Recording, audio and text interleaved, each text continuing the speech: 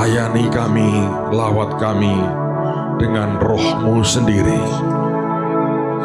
Kami tahu ini pagi yang mengubah hidup kami. Amin. Bicara Tuhan, sampaikan pesan-Mu. Buat kami mengerti Tuhan.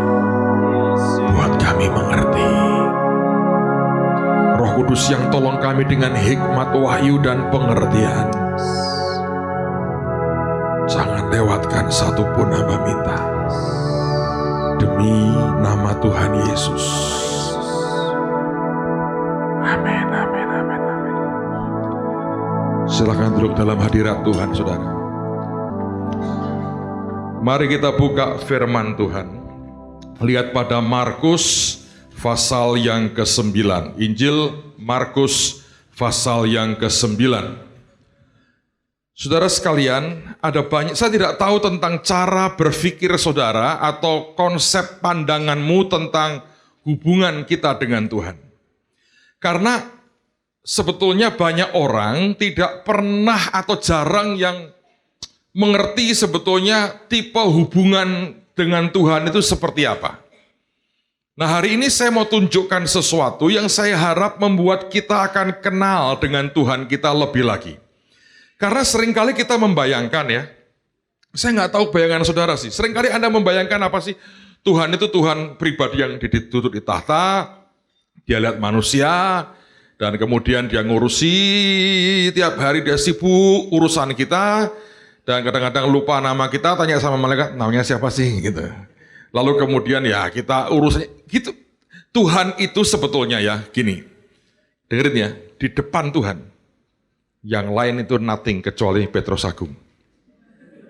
Untuk saya, lihat, untuk saudara juga begitu. Yang lain kayak rumput yang bergoyang aja, kecuali saudara. Itu sebegitu personalnya sebetulnya. Nah, jadi dia itu cukup waktu, bahkan limpah waktu untuk ngurusi saudara. Jadi kalau Anda berkata, Tuhan melupakanku, GR tuh. Nggak mungkin. Lah mana mungkin Pak semua? Itu namanya Tuhan. Kalau nggak mungkin bukan Tuhan, saudara. Jadi saudara harus percaya Tuhan tidak pernah melupakanmu, itu betul. Karena dia sangat pribadi banget dengan hidup setiap kita. Nah, karena dia Tuhan, dengan semua anak-anaknya, dia mampu seperti itu. Nah, sekarang saya mau tunjukkan kepada saudara sebuah sisi lain dari sebuah hubungan dengan Tuhan, dan ini yang kita harus pahami. Sekarang saya mau tanya begini. Siapa yang kepingin Yesus datang segera sekarang ini? Siapa yang kepingin? Emangnya Anda yakin Anda diangkat? Ayo. Dari mana yakinmu, saudara? Kriterianya orang diangkat itu apa coba? Nggak pernah jelas di Alkitab. Suka-sukanya dia kan? Makanya banyak orang yakin. Tapi kalau sakit, berobatnya setengah mati. Banyak orang kesini, saya mati ke surga. Mau mati nanti. Kenapa? Takut. Tapi tidak pernah gitu.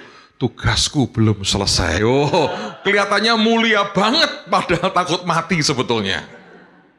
Nah, tipuan-tipuan gitu sudah kuno. Tuhan ngerti dari sejak awal, saudara. Coba kita baca firman ya. Saya akan tunjukkan kepada Anda sesuatu yang saya harap akan membuat kita lebih kenal dengan Tuhan. Markus pasal yang ke-9. Lihat pada ayat yang ke-30, mulai ayat 30. Saya baca pelan-pelan supaya saudara mengerti. Yesus dan murid-muridnya berangkat dari situ dan melewati Galilea. Dan Yesus, perhatikan, tidak mau hal itu diketahui orang. Ini ayat ini sudah aneh. Kenapa anehnya begini? Kalau Anda belajar peradaban, kebudayaan manusia itu selalu akan hidup di tempat di mana ada air. Ya, di tempat di mana air itu banyak, maka disitulah selalu menjadi pusat peradaban. Kenapa? Karena manusia itu ngumpulnya selalu tempat di mana ada air. Di padang gurun nggak ada peradaban. Tapi di oasis-oasisnya akan kumpul banyak orang di situ. Anda boleh lihat bangsa dari Cina, sampai Mesir, sampai India, dimanapun ada sungai, ada air, karena manusia butuh air, disitulah akan ngumpul banyak orang. Siapa yang pernah ke Israel? Angkat tangan. Saudara lumayan juga. Siapa yang kepingin ke Israel? Ikut Pak Henry, nanti bulan, kapan tuh? Desember. Masih ada sisa berapa katanya? 10. Ya, 10. Yang beriman ikut dia. Kalau dia baik hati gratis. Kalau dia agak sebel Anda, double bayarnya. Tergantung. Oke, kalau Anda pernah ke Israel, saudara mengerti bahwa kehidupan mereka itu berpusat sebetulnya di sebuah danau. Namanya apa? Galilea. Karena itu merupakan danau air tawar terbesar mereka, di mana ada begitu banyak air, disitulah pusat kehidupan. Alkitab mengatakan Yesus itu melewati Galilea, melewati di mana jumlah manusia di seluruh Israel ngumpulnya paling banyak di daerah itu. Kotanya nyebar, setiap titik di tempat itu ada begitu banyak kota. Karena disitulah pusat peradaban, itulah di mana air kehidupan itu untuk mereka ada. Tapi Alkitab mengatakan Yesus, Alkitab berkata, dia tidak mau hal itu diketahui oleh siapa? Orang. Aneh sekali. Dia lagi jalan, dia lewat di tempat di mana banyak orang, tapi dia tidak mau orang tahu dia lewat di situ. Siapa yang percaya Yesus cinta semua orang? Angkat tangan. Saya juga percaya. Beberapa tidak percaya. Oh, mertua saya Pak, dia dibenci sama Yesus plus. Percayalah, Yesus cinta semua orang. Dan Tuhan, siapa yang percaya Tuhan mau ingin semua manusia diselamatkan? Angkat tangan. Pastilah. Nah, persoalannya adalah kenapa sampai Alkitab berkata dia lewat di tempat begitu banyak orang ada, dia tidak mau hal itu diketahui orang. Alasannya di ayat berikutnya. Sebab, ayat 31, ia sedang, apa saudara? Mengajar murid-muridnya. Ini yang ajaib.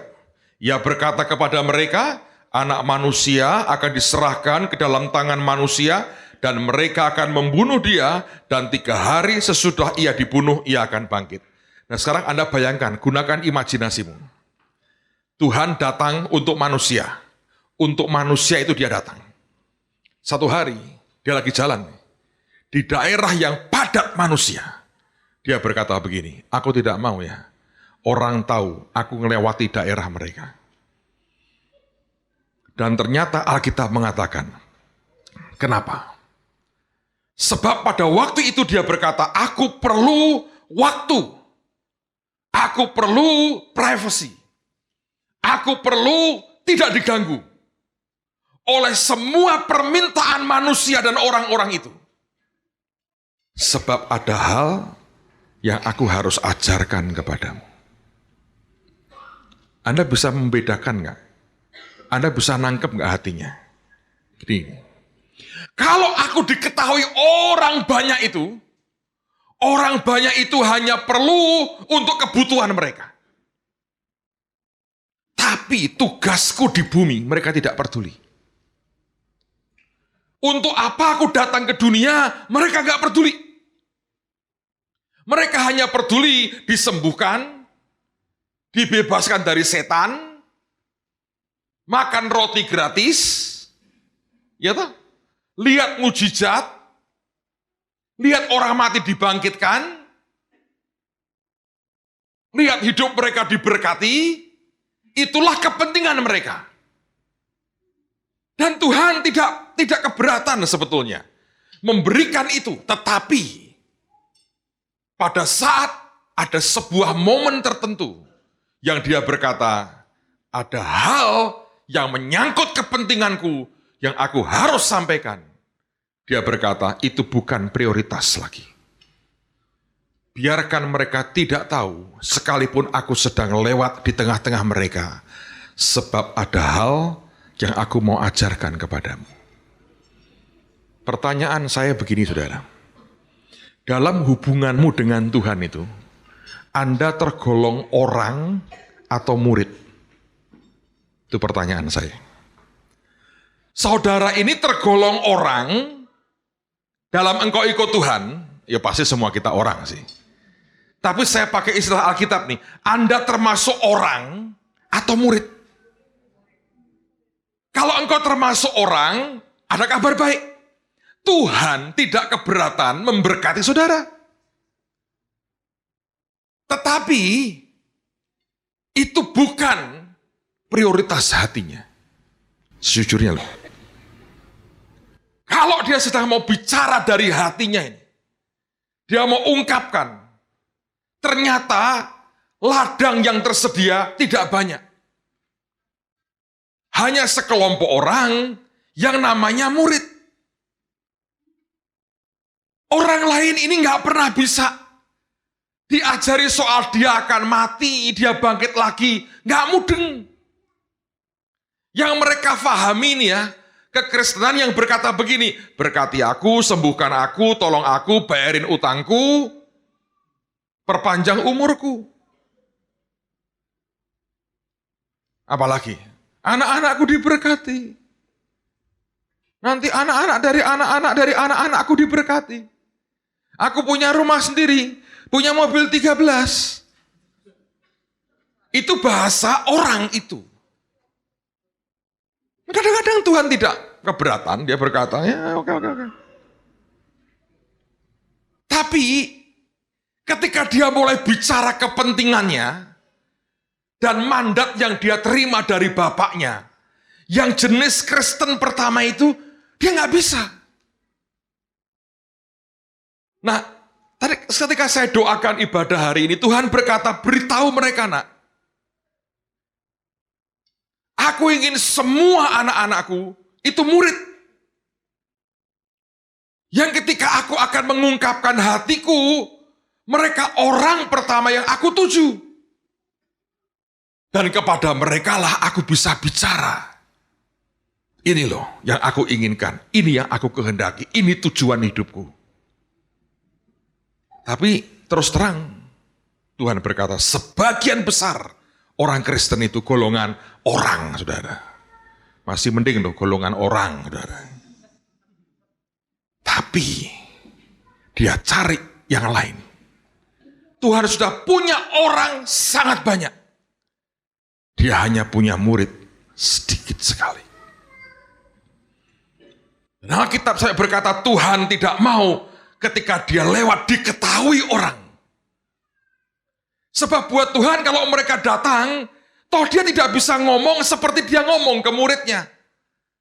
Karena akan begitu banyak orang sakit yang hanya butuh kesembuhan, dan setelah amin, sembuh, dia teriak haleluya, dia pulang. Hanya itu yang akan didapat. Oh Tuhan besar, dia pulang dan dia Tuhan berkata, ya gua tahu gua besar, maha besar, lebih besar dari yang kau pikir. Tapi bukan itu yang dicari hatinya. Dan tiba-tiba dia berkata, aku tidak mau orang tahu aku di tengah-tengah mereka. Sebab aku sedang mengajar. Aneh ya saudara. Dan apa yang dia ajarkan, itu bukan semudah yang Anda dan saya pikir. Dia bicara soal kematian, soal bangkit lagi. Buat para muridnya berkata, ini ngomong apa orang ini? Mudeng nggak para muridnya kira-kira? Enggak. Sama dengan kita, seringkali begitu Tuhan mulai bicara, kita nggak ngerti juga. Tapi minimal, sediakanlah hatimu itu jadi tempat di mana Tuhan bisa ngajari kita dan mengungkapkan hatinya dan memberi kita sesuatu yang berbeda. Mari berubah. Jadi cuman jadi orang, berubah jadi apa? Murid. Nah, itu ketahuan dari mana? Dari tujuan hidupmu. Dari doamu setiap hari itu loh. Doa-doamu itu ketahuan sebetulnya. Goalmu itu ingin apa? Baru-baru ini saya ketemu dengan seorang ibu. Dia sakit, saudara, sudah cukup berat sakitnya. Dia cerita sambil nangis dengan saya. Dia bilang ini, aku ini nyembah Tuhan yang luar biasa. Dia bilang pada waktu aku ini mulai lemah badanku, aku berdoa begini, Tuhan, aku ingin satu permintaan. Dia berkata begini, aku ingin kalau boleh sebelum aku meninggal, aku kepengen ke Israel sekali lagi. Mungkin saya suruh daftar dia ke Pak Hendri. Tapi takutnya, dan dia bilang gini, tapi kalau nanti aku mati di sana gimana? Oh, bangkit hari ketiga, saya berkata. Nah, terus kemudian dia bilang, Tuhan kalau boleh. Dan dia bilang Tuhan tidak ngomong apa-apa. Kemudian ketika kondisinya makin memburuk, doanya berubah. Nah, saya harap Anda jangan nunggu fase itu loh, saudara. Karena itu gawat. Hidup kita ini seperti lari maraton. 10 meter terakhir, Anda sudah ngos-ngosan dan dehidrasi. Itu gawat loh. Anda harus punya kekuatan yang fit untuk sampai garis finish dengan kuat. Tapi ini lumayan ibu ini, ketika kondisinya makin ngedrop, dia berubah doanya. Dia bilang begini, Tuhan, aku minta jaminan, aku bisa menyelesaikan tugas sampai garis akhir. Saya bilang, ya ngomong baru sekarang. Aku bilang, dulu lah masih kuat. Iya dulu begitu, aku minta dipaksa susah hidupku. Nah kamu keras kepala, sangat katanya. Lumayan loh, sadar. Banyak orang gak sadar. Dia minta, Tuhan aku pengen selesaikan tugasku sampai garis akhir. Begitu dia mulai berdoa seperti itu, ada seorang hamba Tuhan datang dia. Berkata begini, Ibu, ini ada orang yang tidak mau diketahui namanya, mau memberkati ibu dengan 1 tiket atau 2 tiket ke Israel dan dia akan bayari. Dia dengar begitu, dia kaget. Dia berkata gini, saya doa dulu. Hamba Tuhannya pulang, dia masuk kamar, dia berdoa. Dia nangis di depan Tuhan. Dia ngomong begini, Tuhan, aku ngerti sekarang. Kalau doa hanya untuk ke Israel saja, Engkau mengabulkan. Apalagi doa menyelesaikan sampai garis akhir. Terus dia berkata apa?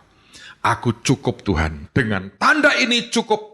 Aku tidak usah ke Israel, nanti ngerepoti orang, karena badanku kondisinya sudah turun sekali. Dia berkata, aku mau berterima kasih, itu sudah penggenapan permintaanku, engkau pasti bawa aku sampai garis akhir. Nah, saudara bisa bayangkan, itu 2 permintaan yang berbeda loh. Permintaan yang pertama, golongan orang. Permintaan yang kedua, golongan apa? Murid. Nah saudara ini kalau berdoa, sekarang ini ya, pokok doamu itu Anda lihat sendiri, itu golongan orang atau murid. Kalau semua yang masih di dunia ini kau minta, Tuhan menantuku biar bertobat Tuhan, terus besanku itu lebih-lebih itu mafia bertobat, itu bagus, minta orang lain bertobat. Tapi kalau sudah mulai, Tuhan aku ingin berkati ini, rumahku kurang 3, ini aku bilang, daftarnya isinya tergolong apa? Orang. Nanti ada saatnya dia mau bicara sesuatu, Anda tidak ngerti apa-apa. Dan banyak orang berkata, Pak, kau gak ngerti apa-apa ya? Kau gak pernah dengar apa-apa ya? Mungkin Anda masih golongan orang. Sehingga waktu dia mulai mengajar, Alkitab berkata, Tuhan tidak ingin orang mengetahuinya. Dia sedang ngajar. Karena seringkali ketika dia ngajar sesuatu, itu bukan hal yang Anda pengen dengar. Saudara tahu nggak, banyak hal yang dia mau katakan tidak ingin Anda dengar. Contohnya gini, pikul salib.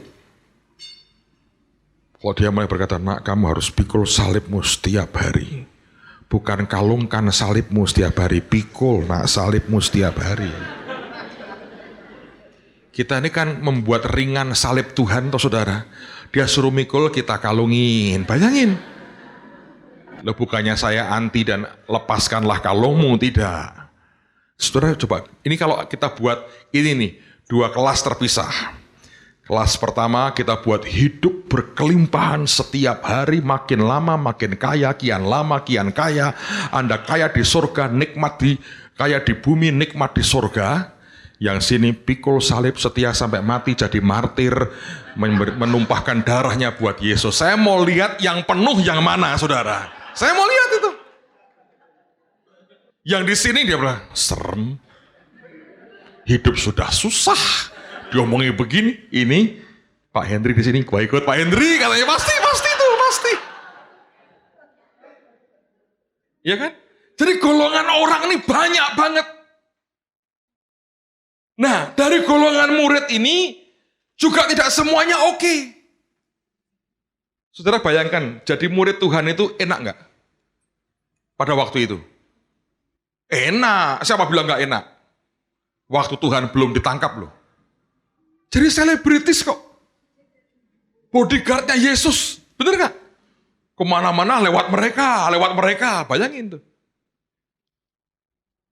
Jadi kalau Anda lihat itu ya ikut, wih Tuhan hosana, hosana. Mereka ikut manggut-manggut. Terima kasih. Ikut begitu. Masuk ke rumah Marta dan Maria, ikut makan. No. Yesus diundang ke perjamuan kawin, ikut pesta kawin. Tuhan ditangkap, bubar. Jadi mau enaknya, nggak mau nggak enaknya. Tapi itu memang begitu. Jadi ini ada golongan nih. Golongan pertama menurut saya golongan orang. Nah ini banyak banget golongan orang itu. Saya perhatikan ya, seminar paling sepi itu seminar doa. Itu paling sepi itu. Sekarang mending peperangan rohani agak sedikit menantang, oke. Tapi doa dan seminar tentang puasa, wah itu sepi itu. Soal urapan baru, bagaimana membangkitkan orang mati. Kursus singkat 5 jam, rame pasti saudara. Orang. Dan Anda tiap hari berdiri di mana itu? Depan kuburan. Ada orang lewat. Mau bangkit atau biarkan mati? Biarkan Pak, ini jahat. Masuk. Ada yang berkata, ini baik Pak. Buka petinya. Anda tendang. Deng, bangun. Kenapa ditendang? Bangun, pulang. Angkatlah petimu dan pulanglah. Pulang. Nah itu orang kan suka banget kan yang begitu. Kan ngikut Yesus ya. Bukan angkatilah, angkat peti. Kan keren. Dia angkat sih. So ada golongan orang-orang yang begitu memang orang. Tapi ketika nanti dia mulai akan bicara hatinya.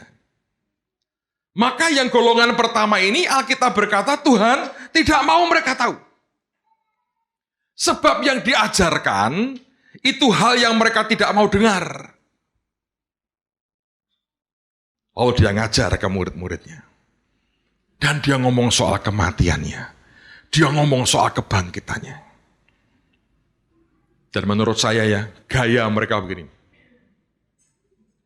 Ngerti nggak? Enggak, saudara. Seperti orang Indonesia, ya toh, kalau di kelas. Ada pertanyaan? Ngerti semua? Ulangan 3, 2. Nah, sekarang kita ngomong golongan murid. Ya. Siapa yang ingin jadi murid? Coba angkat tangan. Jadi Anda mulai meningkat nih, dari orang, nih golongan orang, naik jadi murid. Katakan sebelahmu, saya murid nih sekarang, saya murid. Oke.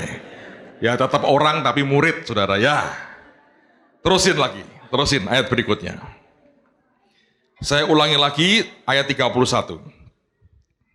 Alkitab berkata, sebab ia sedang mengajar murid-muridnya. Ia berkata kepada mereka, anak manusia akan diserahkan ke dalam tangan manusia. Dan mereka akan membunuh dia. Dan 3 hari sesudah ia dibunuh, ia akan bangkit. Ayat 32, ini golongan murid tadi ya, yang sudah, kelihatannya mantap banget ini. Mereka tidak mengerti perkataan itu. Langsung Alkitab berkata. Namun, apa saudara? Segan menanyakannya kepadanya. Kenapa segan? Takut ketahuan gobloknya. Padahal Tuhan ngerti ini goblok semua. Justru yang bertanya yang pinter. Yang goblok sadar itu pinter. Goblok tidak sadar, goblok kuadrat, saudara. Pangkat 2. Mereka tidak ngerti. Anak manusia diserahkan dalam tangan manusia. Manusia siapa nih? Dibunuhnya. Yang dibunuh siapa? Bangkit. Bangkit apanya? Nggak ngerti, tapi gayanya begini. Ada pertanyaan? Mantap Tuhan, dalam sekali. Sampai tak teraih oleh tangan pengertianku. Lalu kemudian Alkitab berkata, namun apa? Segan bertanya. Saudara, kalau Anda murid, inilah musuhmu. Malas dan sombong menurut saya. Segan itu enggan, nggak pingin, tidak mau. Kenapa tidak mau? Satu, menurut saya kesombongan. Ntar kalau tanya, dikira yang lain bodoh, ya gitu aja tanya, katanya. Padahal sama-sama nggak taunya loh, saudara. Anda tahu itu murid ibu dari Yohanes dan Yakobus datang ke Yesus dan berkata, Tuhan nanti supaya anakku duduk di sebelah kanan dan kirimu. Ya, pengaruh mami itu besar. Anda baca di Alkitab, mami di Alkitab itu luar biasa. Maminya Salomo, maminya Yakob, itu hebat-hebat tuh. Maminya siapa lagi? Ishak. Ya kan? Maminya Yesus, itu hebat juga. Ini maminya Yohanes dan Yakobus, hebat. Maminya Salome yang nari sampai kepalanya Yohanes Pembaptis dipenggal. Itu mami itu bisa dorong anaknya jadi hebat atau jadi pembunuh nabi sebetulnya. Jadi mami ada peringatan keras. Itu waktu dia ngomong begitu ya, dua orangnya suka, ditegur sama Tuhan. Engkau tidak tahu yang engkau minta. Apakah engkau bisa minum cawan? Mereka berkata, kami bisa minum cawan. Itu dimarahi oleh murid-murid yang lain. Bukan karena mereka lebih rendah hati. Tapi berkata, lu enak aja ya minta kanan kiri. Gua di mana kalau begitu? Itu rebutan itu aja sebetulnya. Nah, Alkitab mengatakan mereka sudah diberitahu, diajak Tuhan, ngomong yang serius, diungkapkan hatinya, tidak ngerti. Tapi segan bertanya. Menurut saya pertama karena kesombongan. Tapi yang kedua keengganan itu karena malas sebetulnya. Nah, kemalasan ini yang membuat orang tidak bisa mencapai level dan menikmati level raja-raja. Karena Alkitab berkata kemuliaan Tuhan itu apa? Menyembunyikan segala sesuatu. Kemuliaan raja-raja itu apa? Menyelidiki segala sesuatu. Nah, kalau orang itu menyelidiki itu beda dengan orang yang tinggal menikmati. Kemalasan kita untuk belajar dari Tuhan dan manusia, itu yang membuat kita sebetulnya tidak bisa menikmati akan jatah di tahun raja-raja. Seringkali kita membatasi diri kita dengan sesuatu yang terlalu sempit. Sehingga sebetulnya Anda bisa ngerti banyak, tahu banyak, tapi karena kita malas, kita nggak tahu apa-apa. Dan banyak orang seperti itu. Hari Rabu yang lalu, saya bertemu dengan Dr. Cho di Korea. Teman saya, orang Korea ngomong begini, Bapak mau tidak selama di Korea kita coba aturkan ketemu Dr. Cho? Mau? Saya bilang. Dia ngomong gini, tapi ini harus berdoa, karena ketemu beliau lebih susah daripada ketemu presiden. Karena dia punya jalur ke presiden, dia nggak punya jalur ke Dr. Cho. Dan dia berkata, orang mengatakan lebih susah ketemu pendeta daripada presiden. Kayak jelas karena pendeta lebih mulia daripada presiden, menurut saya, saudara. Saya bilang oke. Lalu kemudian, nah ini saudara, ternyata nih susah banget. Tapi akhirnya lewat seorang ibu. Oh, mami lagi ini, maminya orang lain, bukan mami saya. Tembus. Sebetulnya beliau tuh agak sakit. Jadi tamu digeser semua. Lalu ketika diajukan, ini ada pendeta dari Indonesia, dia cerita begini, dia bilang gini, ya sudah aku terima satu, dia saja. Jadi singkat cerita saya ketemu Dr. Joe. Saya ke kantornya, kemudian ketemu dengan beberapa teman, saya bicara. Saya mau cerita dengan saudara, ini orang punya andil besar dalam hidup saya tanpa disadari. Dan itu yang saya ceritakan ke dia. Saya hanya mau berkata terima kasih karena kamu, tanpa kamu tahu, kamu punya andil besar dalam mengubah hidupku. Saya pernah ceritakan ini berulang-ulang sebetulnya, tapi saya ulangi buat saudara. Saya hanya mau berkata begini, jangan pernah malas saudara. Sebab kemalasanmu itu seringkali membuat engkau tidak bisa menemukan hal-hal yang ajaib dari Tuhan. Saya dibesarkan dari keluarga yang sangat sederhana. Di zaman ketika saya mengalami revival tahun 70-an akhir dan 80 awal. Kalau Anda dikatakan jadi pendeta, itu sengsara sebetulnya. Karena hidupmu dan sebagainya, gajinya, hidupnya itu berat sekali. Tapi Tuhan itu panggil saya jadi hamba Tuhan. Jadi saya mengerti bahwa ada panggilan Tuhan. Orang pertama yang berkata tidak, itu ayah saya sendiri. Dia berkata, jangan jadi pendeta nak, sengsara hidupmu. Dia bilang, kamu bisnis, hasilkan uang, kamu khotbah tanpa minta persembahan. Keren. Malah kamu bantu gereja, lebih terhormat katanya.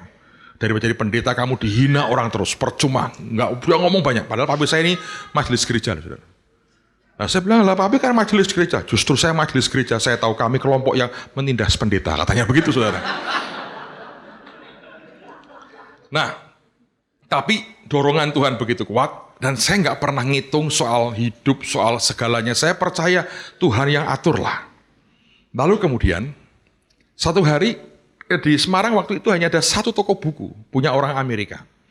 Dan Anda tahu di Indonesia beda dengan di Amerika. Kalau di Amerika Anda ke toko buku, Anda bawa kopi, bawa pisang goreng, duduk di bawah, Anda baca buku dari pagi buka sampai tutup, tidak pernah diusir. Itu di Amerika. Di Indonesia kalau begitu tidak laku, tutup dalam sebulan saudara. Karena itu kan warung bakso, warung mie, semua ngumpul di situ. Anda sambil makan, baca buku gratis, tidak pernah beli. Budaya berbeda. Di Indonesia kan nggak bisa Anda baca di toko buku. Sekarang diplastikin lagi. Ya toh? Nggak pernah ngerti isinya. Nah, toko buku ini sama. Saya nggak bisa. Baca nggak bisa. Jadi saya curi-curi baca. Nah waktu itu banyak buku tulisan dari Kenneth Hagin, tipis kecil. Jadi saya kalau masuk toko buku itu saya nunggu gini, saya di luar, saya naik sepeda, saya nunggu di luar. Oh rame nih, saya masuk. Kalau rame, pegawainya kan sibuk layani yang lain. Saya nyuri baca. Kalau sepi ketahuan, ini nggak keluar-keluar di mana dilihatin kan ketahuan. Baca. Kalau sudah sepi gitu, saya bacanya cepat. Selembar tutup, pindah lagi buku lain. Selembar tutup, pindah lagi. Bayangin. Jadi nggak pernah dapat ide utuhnya apa, potong, sepotong. Satu hari saya banyak baca buku tentang dari Kenneth Hagin, dan dia banyak ngajar tentang iman. Tiba-tiba hati saya berkata begini, kalau aku ngerti yang namanya iman itu apa, beres. Saya tanya ke pendeta-pendeta, dan saya pernah cerita Anda hanya muter aja, nggak pernah jelas. Satu hari saya ketemu seorang hamba Tuhan. Dia orang Bali, orangnya baik sekali. Sekarang sudah almarhum, sudah lama, belasan tahun lalu dia pulang ke rumah Bapak. Orangnya baik. Lalu saya tanya pertanyaan yang sama, Pak, iman itu apa sih Pak? Dia nggak bisa memberi jawaban, muter jawabannya. Saya ngomong gini, saya kesel banget saya ngomong gini aja Pak. Ajari saya Pak ya, saya mau ke tempat Bapak seminggu 2 kali, 3 kali nggak mau. Kayak orang ngeles saya mau. Saya berkata gini, ajari saya untuk ngerti yang namanya iman itu apa, supaya saya bisa punya sepeda motor sendiri. Udah itu aja. Nggak minta BMW lu saya saudara. Saya hanya minta sepeda motor. Dia ngomong apa? Nah, orang saya sendiri nggak punya sepeda motor kok suruh ngajari kamu. Ini rendah hati loh. Ya dia berhenti muter-muter, dia berkata, oh, saya sendiri sepeda motor juga nggak punya. Kok suruh ngajari kamu supaya punya sepeda motor. Lah kalau saya tahu caranya gimana, udah naik motor saya hari ini dek katanya. Jadi saya salaman Pak, kita sama melaratnya, saya berkata begitu. Sejak hari itu saya berhenti tanya soal iman. Saya doa, saya bilang Tuhan, apa sih iman itu? Karena saya berkata gini, kalau gua ngerti ini iman itu apa Tuhan, hidupku gak akan susah lah. Mau jadi pendeta pun tidak mungkin aku kekurangan. Aku yakin kelimpahan Tuhan yang luar biasa. Dan hari ini, saudara, dengan semua yang Tuhan percayakan, saya harus mengaku dengan saudara, itu awalnya dari seperti itu. Nah, berapa banyak orang yang mencapai keinginan aja untuk tahu seperti itu. Anda dengar firman tentang kesembuhan misalnya. Ya toh, Anda ini seringnya pilek terus. Kalau saudara rajin akan bilang, ajari aku Tuhan soal kesembuhan supaya berhenti nih pilekku. Capek minum obat terus. Kepanasan pilek, kedinginan pilek, kurang oksigen pilek, terlalu banyak oksigen pilek, tidur pilek, mau makan pilek. Siapa yang pengen pilek seumur hidupmu? Lagi ngomong keluar. Jijik kan saudara? Lalu Anda berkata, inilah saya mau buat restoran, saya masak sendiri, gak ada orang mau beli itu. Ada lagi masak, jadi kan panas, selesai itu. Saudara mau jual produk make up, inilah make up paling bagus. Mana? Agak laku. Pacarmu aja berkata, selesai ini. Aku cari air kehidupan, bukan running nose seperti ini. Itu berat, saya bilang. Kita berkata, ya sudahlah, pokoknya sapu tangan, tisu. Kenapa tidak mulai berkata, Tuhan kenapa pilek? Mestinya dikejar dong saudara. Ngejar Tuhan. Engkau berkata kusta sembuh, apalagi pilek. Lumpuh berjalan. Tapi berapa banyak sih orang begitu? Saudara misalnya ya hari ini kesulitan keuangan. Kan kita bingung kan cari hamba Tuhan. Doain saya Pak, doain saya. Kenapa tidak kejar Tuhan berkata, ajari aku Tuhan. Untuk ngerti aku bisa lepas dari soal utang seperti ini. Ngejar ilmunya dicari. Itu ada jalan-jalan Tuhan saudara. Nah itu baru murid. Tapi kebanyakan kita nggak ngerti, segan bertanya. Satu hari saudara ya, Tuhan itu menghargai. Saya baca Alkitab, saya tanya Tuhan terus satu hari. Lagi-lagi saya masuk toko buku itu. Dan di situ saya temukan buku Dimensi Keempat. Dulu namanya Dr. Paul Yonggi Cho. Sekarang ganti David saudara. Mungkin masa raja-raja jadi Daud ya sekarang. Masa Paulusnya yang sengsara, karam kapal, dilempari batu, finish. Ya toh dia bilang, saya David aja, Daud. Ya, oke lah, Anda mau ganti nama apa boleh saudara ya. Nah pada waktu saya baca itu, saya juga nggak bisa baca semuanya. Agak tebal bukunya, saya nggak punya duit untuk beli. Jadi saya ngintip-ngintip saudara.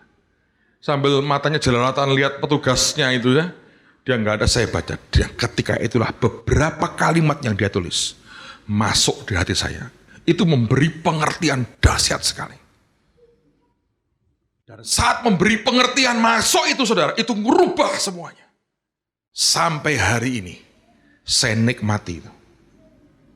Sampai hari ini. Dan saya makin melihat Tuhan itu gerak dengan makin ajaib dan makin dahsyat dari hari ke hari. Saudara, Tuhan cari orang yang tidak segan untuk tanya. Saya pertama yang terbaik ya, saya tanya hamba Tuhan lah lebih gampang. Tapi tidak pernah bisa sampai jadi rema buat saya. Saya kejar Tuhan, saya bilang aku mau belajar. Kalau Anda pelayanan tidak berkembang, harusnya engkau datang ke Tuhan. Kenapa Tuhan? Bukan kepahitan. Ya dia berhasil, dia diberkati Tuhan, Tuhan melupakanku. Itu kan gawat kalau modelmu begitu. Siapa? Dia cari. Karena kalau engkau ingin masuk tahun raja-raja, kemuliaan raja-raja itu menyelidiki segala sesuatu. Nah itunya kita paling lemah. Kan menikmati Pak. Ya itu raja di ketoprak itu yang menikmati saudara. Oh, raja benar itu saudara. Anda harus menyelidiki segala sesuatu. So mari kita bergeser lagi. Dari murid yang tidak tahu apa-apa dan segan bertanya. Mari berubah jadi murid yang kemudian ngerti apa yang Tuhan inginkan. Saudara tahu kalau Anda tidak nangkap yang Tuhan mau, walaupun engkau murid, hasilnya konyol sekali. Kita teruskan ayat berikutnya dan kita akan selesai dengan ini. Lihat pada ayat yang ke-33. Kemudian tibalah Yesus dan murid-muridnya di Kapernaum. Ketika Yesus sudah di rumah, ia bertanya kepada murid-muridnya, apa yang kamu perbincangkan tadi di tengah jalan? Jadi rupanya begini saudara, Tuhannya ngajar nih, serius. Dia tidak ingin orang tahu, dia ngajar ke 12 orang ini. Semua begini. Seperti orang Farisi semuanya. Amin. Haleluya. Dahsyat. So deep dalam. Wow, amin, amin. Tapi gak mudeng. Terus diam aja. Tuhan itu ya, kalau dia sekali ngelempar ke Anda sesuatu, terus kemudian gak ada feedbacknya, ada diem, gak ada reaksi, di sebuah titik dia berhenti. Jangan salah. Dia itu bukan Tuhan yang cerewet. Tahu gak sih, gini loh, gini. Sebab dia pria. Sekali ngomong.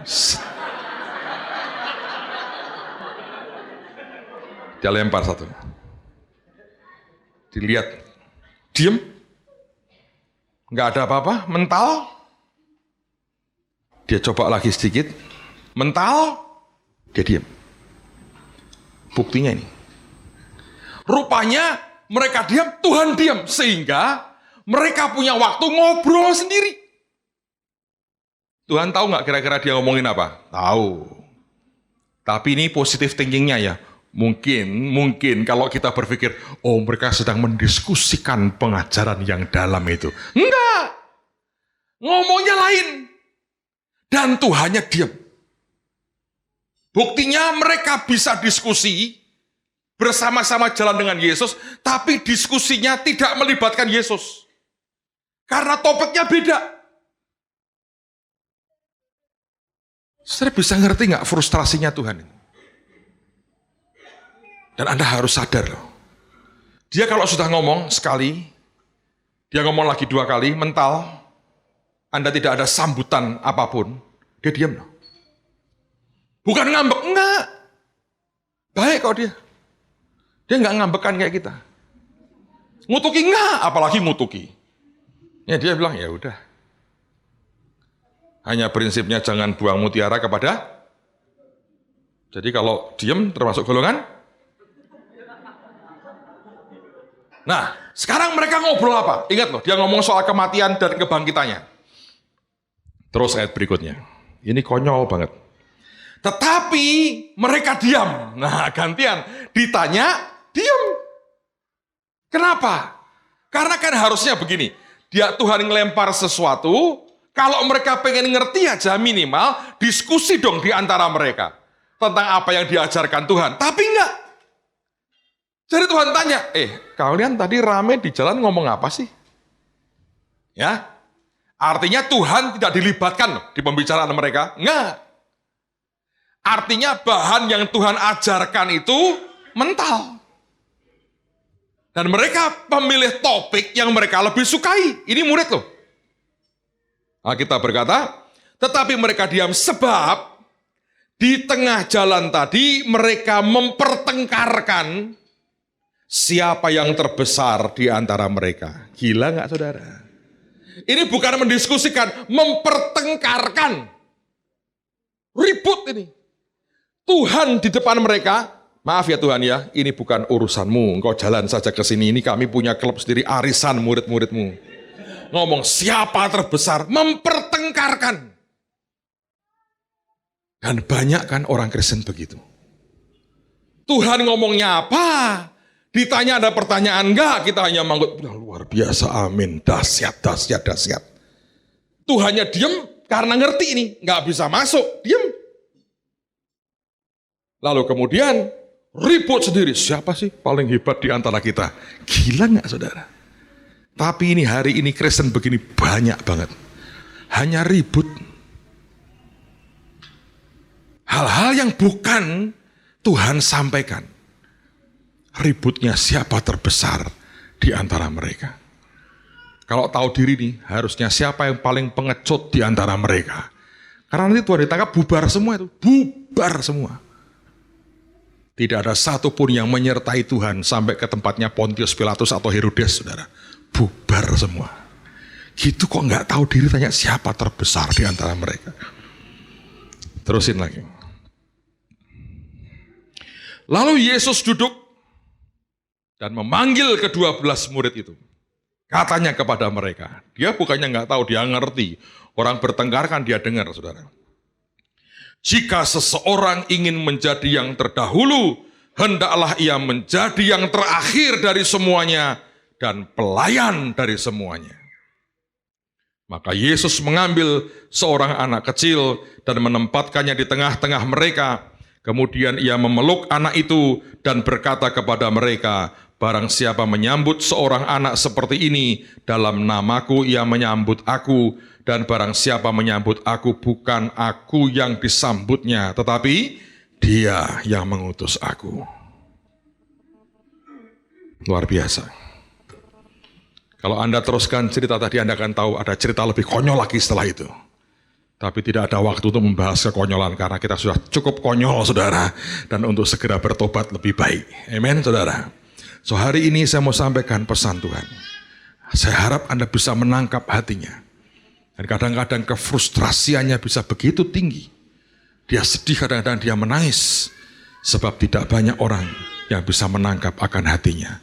Saya berdoa, mari jadi murid yang tidak segan tanya dan mencari apa yang Tuhan mau. Ada hukum Tuhan, ada jalan Tuhan yang begitu ajaib, yang akan membuat kita menikmati dan mencapai garis akhir. Saudara, ini hari-hari yang luar biasa. Ini hari-hari yang sangat ajaib sekali. Saya sedang melihat percepatan Tuhan dengan cara yang tidak pernah saya duga. Tapi saya mau berkata buat saudara, ini juga hari-hari Tuhan segera ingin melihat umatnya siap menyambut Tuhan datang yang kedua kali. Tutup Alkitabmu, mari kita berdoa sama-sama. Siapkan hatimu untuk terima tubuh dan darah Tuhan pada pagi hari ini. Kita berdoa supaya kita dimeteraikan dan biarkan apa yang Tuhan Yesus punya dialirkan, ditransferkan dalam kehidupan kita. Saudara, dengarkan dulu pengertian satu ini. Orang Yahudi punya prinsip. Saya sudah dengar itu berulang-ulang dan berulang-ulang lagi diceritakan. Terakhir ketika di Israel ada seorang hamba Tuhan, orang Yahudi mesianik yang cerita juga. Dia berkata begini, orang Yahudi itu tidak pernah bisa makan di depan lawannya. Dia hanya bisa makan di depan sahabatnya. Jadi kalau dia bersahabat dengan seseorang, maka dia akan makan. Anda lihat di kitab Wahyu, Tuhan mengetuk pintu, ya. Barang siapa mendengar dan membukanya, dia akan masuk dan duduk makan. Duduk makan itu artinya engkau jadi sahabatku. Itu kalau kita duduk dengan Tuhan, makan dengan Tuhan, kita jadi sahabatnya. Sekarang dia berkata begini, bukan sekedar engkau duduk makan di depanku, tapi tubuh dan darahku masuk di hidupmu. Bayangin, saudara. Kalau Anda tahu ini, setiap kali engkau terima tubuh dan darahnya, harusnya rohmu bisa melompat berkata, inilah ada sesuatu yang luar biasa. Sejujurnya sampai hari ini belum banyak hamba Tuhan yang bisa masuk ke dimensi terdalam dari perjamuan ini. Tapi saya mau berkata, sekalipun pengertian kita masih terbatas, mari terima dengan iman dan berkata, Tuhan, seluruh yang kau janjikan dalam kapasitas terbaik dan maksimal, aku mau terima hari ini. Amen, saudara. Arahkan hatimu, silahkan dibagi tubuh dan darah Tuhan kepada jemaat. Dan kita siapkan hati kita, kita akan terima, kita akan makan dan minum.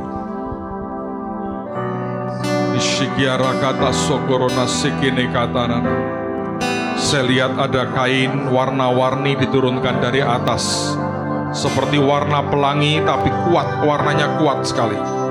Dan di tengah-tengah kain itu ada gambar mahkota jelas sekali. Kirahashikine kata sikine kata.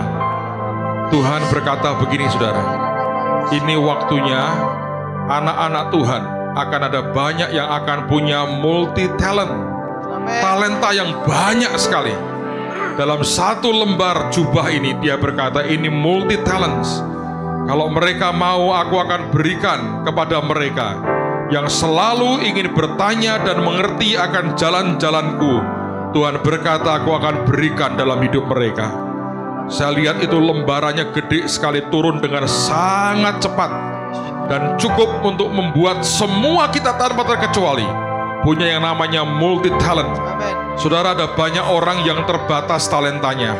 Dia hanya bisa kerja 1-2 hal, yang lain itu parah dan buruk sekali. Tuhan berkata dalam kerajaanku orang-orang akan punya multi talent. Mereka punya kemampuan-kemampuan yang berlipat kali ganda, yang tidak pernah mereka duga sebelumnya.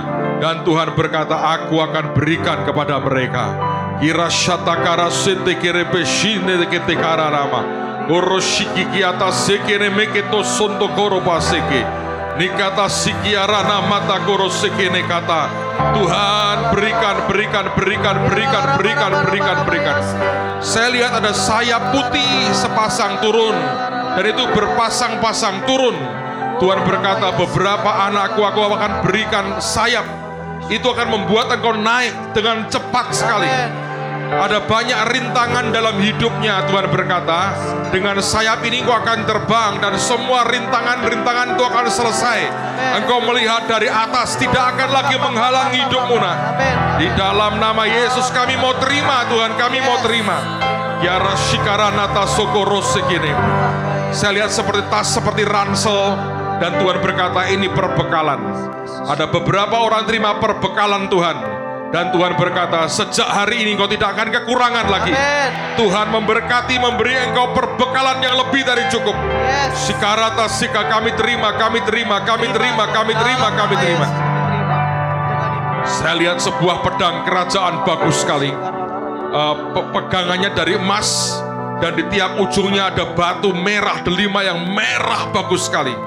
Dan ujungnya itu kayak seperti emas putih yang bagian tajamnya seperti emas putih yang kuat sekali, ditempa dengan sangat kuat. Hirasyatakara shikine kata sakana nika tisikineka.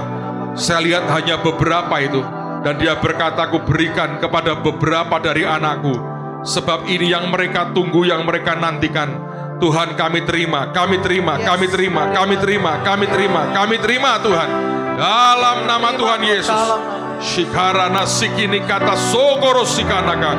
Saya lihat ada jaring yang besar. Tuhan berkata terima jaringku nak. Engkau akan menjaring, engkau akan menuai begitu banyak tuaian. Engkau akan bisa mendapatkan akan begitu banyak jiwa-jiwa, dan ikan itu akan semuanya kena dengan jaring ini. Dalam nama Tuhan Yesus. Kirasitikara sotokoro sikianakala nikeshikiarana mata karala mata. Tuhan berkata ada seorang ibu di sini. Bertahun-tahun engkau telah menangis di hadapan Tuhan, dan Tuhan berkata tidak pernah sia-sia. Sekarang air matamu aku kembalikan kepadamu. Dan saya lihat wujudnya jadi sebuah berlian-berlian yang bagus sekali. Tuhan berkata ini aneka blessing berkat Tuhan. Karena tangisanmu bertahun-tahun, sejak hari ini kau diberkati Tuhan. Dia berkata terima nak, ini pemberianku. Aku ubah air matamu, tangisanmu jadi sukacita yang luar biasa. Karena aku Tuhan yang setia. Kami mau terima Tuhan dalam nama Tuhan Yesus. Shikarata sikene kata santa karama mikete sokoro sikiara mata. Tuhan berkata ada di sini orang yang berdoa ingin teman hidup, ingin jodoh. Tuhan berkata 2 bulan lagi aku akan berikan kepadamu. Beberapa orang saya lihat Tuhan berkata 2 bulan lagi nak, kamu akan ketemu dengan pasangan hidupmu yang aku kirim buat engkau. Shikarata sikene kata sokoro sikere kata rama mito sonto korosi. Ada orang-orang sedang menanti-nantikan Tuhan. Saya lihat sebuah perahu kecil merapat. Tuhan berkata, nanti kalau engkau lihat tawaran yang walaupun kecil, naik di atasnya. Karena perahu itu akan membawa engkau ke kapal yang besar dan membawa engkau menyeberangi lautan yang luar biasa. Tuhan berkata, jangan anggap ringan tawaran kecil itu, karena aku yang kirim buat engkau. Dia berkata itu, ambil kesempatan itu. Engkau sudah menantikan cukup lama, akan tiba waktunya. Shikarata sokoros sikire kata sekire kala ni sontokoros sikiara kata seke. Metrekan Tuhan yang kami terima hari ini, metrekan yang kami terima hari ini. Kami mau terima setiap berkat Tuhan. Semua angkat hatimu, terima yang Dia berikan buat hidupmu. Kami terima, kami terima, kami terima, kami terima Tuhan, kami terima. Terima kasih Tuhan, terima kasih. Dan kami mau nikmati sekarang tubuh dan darah-Mu. Angkat tubuh Tuhan ini. Terima kasih buat tubuh-Mu yang dipecahkan bagi kami Tuhan. Engkau yang berkata makanlah, dan dengan iman kami makan tubuh-Mu di dalam nama Tuhan Yesus. Terima kasih untuk darah-Mu Tuhan, darah perjanjian baru. Engkau berkata minumlah, dengan iman kami minum dalam nama Tuhan Yesus.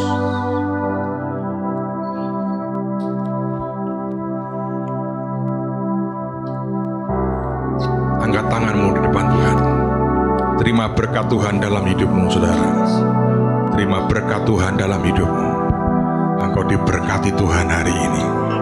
Engkau pulang dengan berkat yang sangat kuat, menyelimuti akan hidupmu. Kemurahan Tuhan tidak akan pernah habis dalam hidupmu. Siapkan untuk hal-hal yang lebih ajaib. Hari-hari ajaib menantimu di dalam nama Tuhan Yesus. Yang percaya terima berkatnya berkata, amin. Amin.